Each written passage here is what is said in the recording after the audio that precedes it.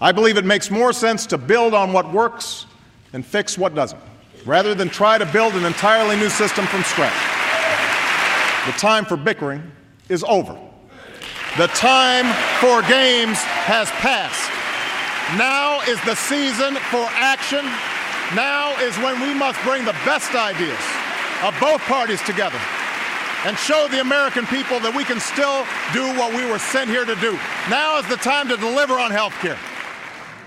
Now is the time to deliver on health care. The plan I'm announcing tonight would meet three basic goals. It will provide more security and stability to those who have health insurance. It will provide insurance for those who don't. And it will slow the growth of health care costs for our families, our businesses, and our government. An additional step we can take to keep insurance companies honest is by making a not-for-profit public option available in the insurance exchange. Add it all up, and the plan I'm proposing will cost around $900 billion over 10 years. Less than we have spent on the Iraq and Afghanistan wars, and less than the tax cuts for the wealthiest few Americans that Congress passed at the beginning of the previous administration. It's a plan that incorporates ideas from many of the people in this room tonight, Democrats and Republicans. And I will continue to seek common ground in the weeks ahead. But know this, I will not waste time with those who have made the calculation that it's better politics to kill this plan than to improve it. I won't stand by while the special interests use the same old tactics to keep things exactly the way they are. If you misrepresent what's in this plan, we will call you out. And I will not accept the status quo as a solution. Not this time. Not now.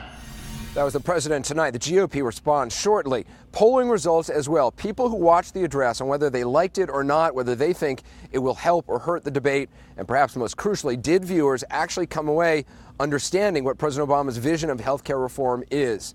We asked, did President Obama clearly state his health care goals? In our survey of people who watched tonight, 72% said yes, 26% said no. With that, I want to turn things over to the best political team on television and John King. John? Anderson, back to you in Afghanistan in just a moment. Let's bring in our panel here, Candy Crowley, Paul Begala, Ed Rollins, David Gergen. Candy, let's start with those polling numbers. People say the president did a good job communicating with them. Do we have any indication that more Americans say, okay, I'm for his plan? Let me just sort of caveat this to death before we do it, and that is that, first of all, these are just people who watched the speech. Right. And we all know that millions more will get little clips of it and listen to the punditry than actually watch the speech. It also skews heavily Democratic. We think that the Democratic sample in this flash poll is 8 to 10 points higher than it is in the general population. Having said that, the president did very well in this poll. When we asked, what is your reaction to the president's speech? 56% very positive, somewhat positive, 21% negative, 21%. So that's, that is a great showing, obviously. Interesting also that he picked up support here for his plan, and we all know that this is, can waver. But before this speech, about 53% of Americans were in favor of this. After the speech, 67%. And as you pointed out earlier, that's about what Bill Clinton had at the end of his speech on health care, and we all know where that went. And also, I think we have to just understand that these are not, that polls go up and down, particularly flash polls. This is an interesting look. Obviously, Democrats loved what they saw tonight. So a reason to celebrate based on the numbers, but not over-celebrate. David Gergen, you're in a room, 535 members of Congress, but who's he really talking to tonight? He's talking outside the room because he really has to bring public opinion back in his direction. It was moving favorably for him. The tide receded, started going the other way. I think the question tonight was he able to reverse the tide? Clearly, Democrats, as Candy said, have been heartened. I think a lot of independents will be heartened.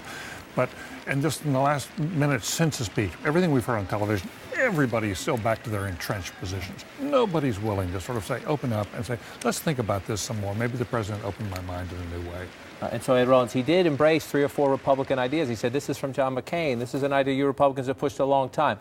a serious effort at bipartisanship, and will he get results from He'll it? get no results from it. It was good. It's nice rhetoric. He can go out and say, I'm trying to do things. The bottom line here is he promised a lot and said it's not going to cost anything. Everybody's going to have better health care, and it's not going to cost anything. Doctors, hospitals, everybody's going to be okay. If you're on Medicare, you're going to be okay. We're just going to be a little more efficient. We're going to have waste, fraud, and abuse, which we have all written in speeches over the 40 years we've been around politics. Paul Begala, let's come in on that point. Did he change any minds? Obviously, he reached out to Republicans, but the biggest part of this calculation is Democrats. The House Democrats want the robust public option. Moderate Senate Democrats say, sorry, votes aren't there for it.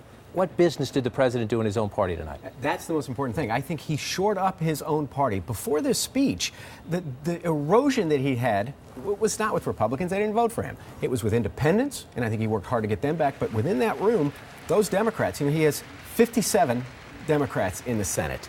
Presumably, Massachusetts will replace Senator Kennedy if the governor's given that power with a Democrat. If not, they're likely to elect one. There's not a single Republican in the Congress from Massachusetts. So he's got to solidify his party.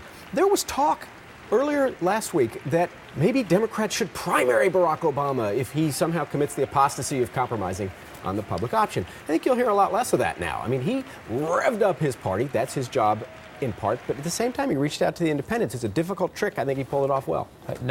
By far not the most important moment of the speech, but a night like this is big drama. The president standing there, a joint address to Congress. The president at one point said that death penalty charge was a lie. He used the word lie. And then the president was talking about illegal immigrants and the controversy about whether they would be covered under the plan. And we heard a voice from the floor calling the president a liar. Let's listen. There are also those who claim that our reform efforts would ensure illegal immigrants. This, too, is false. The reforms I'm proposing would not apply to those who are here illegally. It's not true. And one more misunderstanding I want to clear up. Under our plan, the words lie coming up from the floor of the House of Representatives. David, this is one of the Text 360 questions coming in all night. But here's one. Eric writes in, why did the Republican congressman yell out, "You lie," during President Obama's speech in regards to covering illegal immigrants? Who's right is our text question. And then we can talk a little bit about the decorum of that. It's been my understanding all along that it does not provide insurance for illegal immigrants. It does provide insurance for people who are legally here, who are not citizens, but not for illegal immigrants. And what we had tonight was a town hall comes to Capitol Hill. And it's been interesting since the speech has been over. John McCain was on Larry King tonight, said it was disrespectful for that Republican member to call out like that or speak out like that, and called for him to apologize. Called for him to apologize. That would be interesting to watch. Now let's play a clip from Congressman Charles Boustany, who delivered the Republican response.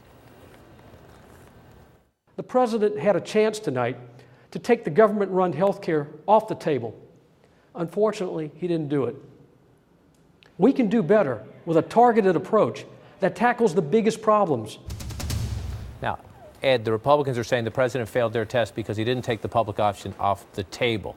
You couldn't have expected the Democratic president to do that. He may do that in private negotiations. He wasn't going to do it there. The bottom line is you got to go out and argue the facts on the public option.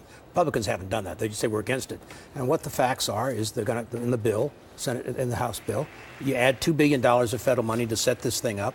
Can't pay any more than 5% of more than what Medicare pays, which is 20% now less than insurance companies pay. It will be cheaper insurance, but in the end, it'll do in hospitals and doctors, and Republicans have to make that case. He said at the beginning it was time to stop partisanship. Let's have a bipartisan conversation about this. But it was a pretty partisan speech. It was tripartisan. He went to the Republicans. It was. He went to the Republicans. He praised John McCain. He praised Orrin Hatch. He praised Chuck Grassley. Hey, ain't one of them going to vote for this plan, not even come close. But he did it. He threw this sop to the Republicans, this myth that somehow medical malpractice is driving up insurance. And he said, well, we'll have test cases. We've had one in my home state of Texas. and healthcare costs in Texas are increasing faster than the national average. But that's what he's doing to appeal to Republicans. He revved up the Democrats I talked about before, the independents, who in the elections of 2010 are going to determine who controls the Congress. He gave them those insurance reforms Dial Group's at a liberal group, Democracy Corps. You're familiar with. Our buddy Carville helps to run it. Stan Well, you're Greenberg. promoting him tonight. Well, I want to give them credit. They tested this notion that the president talked about rescission. People who pay their premiums but get dumped. Like the woman who got dumped for having breast cancer because she had acne. It was off the charts. And even higher, even with Republicans, was repealing this god-awful pre-existing condition rule where insurance companies can turn you down for the sin of having been sick in the past. All of those are outrageous, but at the end of the day, insurance companies are about risk. I'm not a defender of insurance companies, don't have any clients that are insurance companies, but the rates are going to go up if you basically include all these people who have It was pre-existing. hard to see where the cutting of costs in health care was going to come in this speech. It just was impossible to find. Well,